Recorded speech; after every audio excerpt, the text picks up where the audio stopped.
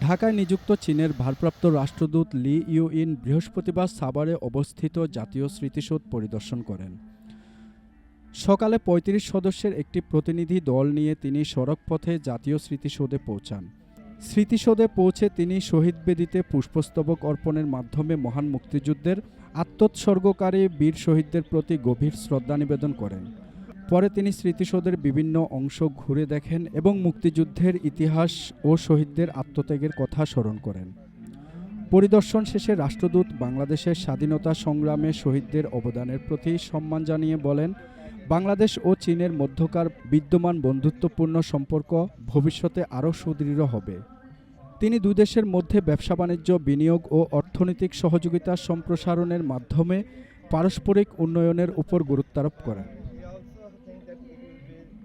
এ সময় প্রতিনিধি দলের অন্যান্য সদস্যরাও স্মৃতিসৌধ এলাকা পরিদর্শন করেন এবং বাংলাদেশের মহান মুক্তিযুদ্ধের বীর শহীদদের প্রতি শ্রদ্ধা জানান।